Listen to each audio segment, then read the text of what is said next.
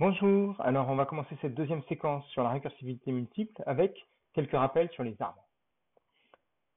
Alors un arbre c'est simplement un nœud parent qu'on appelle racine, ici A, et puis un certain nombre d'enfants qui chacun est lui-même la racine d'un arbre. Donc ici A c'est la racine, et puis B c'est un enfant qui est racine d'un sous-arbre, ici, qui contient tous ces nœuds-là.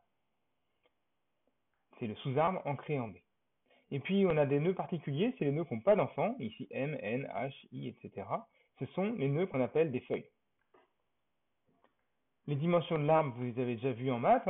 L'arité d'un arbre, c'est le nombre maximum d'enfants que peut avoir un nœud. Donc, dans un arbre binaire, c'est O plus 2. Il peut y avoir un enfant, ou deux, ou zéro, mais pas plus. Et puis, la profondeur d'un nœud, et qui est intéressante, qui est plus importante encore, c'est le nombre de sauts qu'il faut faire à partir de la racine pour atteindre ce nœud. Donc, la racine, elle est à profondeur 0. Et puis, en un saut, donc en profondeur 1, on a les nœuds 2 et 3. En profondeur 2, on a les nœuds 4, 5, 6, 7, etc. Et puis, la hauteur de l'arbre, ou profondeur de l'arbre par but de langage, c'est la profondeur maximum d'un de ces nœuds. Donc ici, tous les nœuds qui sont en bas, ici, sont à profondeur 1, 2, 3, 4. Et la hauteur de l'arbre, c'est 4. Alors, comment on va stocker les arbres en mémoire? Eh bien, simplement, on va utiliser des nœuds. Un nœud qui va avoir une charge utile, la valeur. Donc, ça peut être un entier, ça peut être ça peut être n'importe quel objet. Et puis, un ensemble d'enfants. Donc, ça peut être un set, ça peut être une liste, ça peut être simplement, quand on a un arbre binaire, on peut définir le fils gauche, le fils droit. Et donc, c'est dans cette structure qu'on va stocker notre arbre. Donc, chaque nœud ne va se voir que lui-même, et puis ses enfants, il aura un pointeur vers ses enfants, un accès à ses enfants, mais un nœud n'a aucune visibilité sur la profondeur globale de l'arbre, sur sa position dans l'arbre.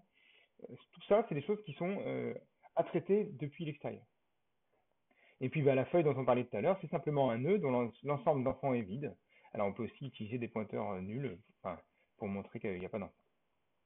Voilà, et puis donc on va se poser plusieurs questions sur les arbres. Typiquement, on peut se poser la question de quelle est la somme des valeurs qui sont stockées dans l'arbre. Alors quand on fait, c'est de calculer la plus petite valeur présente dans l'arbre, la profondeur de l'arbre, où donc dans ce cas-là, nécessairement, on va être obligé d'explorer l'arbre, et puis c'est assez difficile à faire dans un algo itératif, et on va utiliser la récursivité pour permettre d'explorer le sous-arbre gauche, le sous-arbre droit, et de synthétiser les réponses de tout ça. Ce sera l'objet de la prochaine vidéo. On va aussi avoir des arbres qui auront des formes particulières, où on aura envie d'insérer une valeur à un endroit précis. Donc ici, on se rend bien compte que l'arbre est très équilibré, il n'y a pas de feuilles qui dépassent nulle part, et donc on aura peut-être envie, quand on insère une valeur, forcément de l'insérer ici.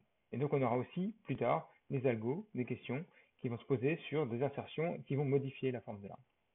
Voilà pour cette toute petite première vidéo, et puis on va enchaîner avec les exemples d'algos dans la vidéo suivante.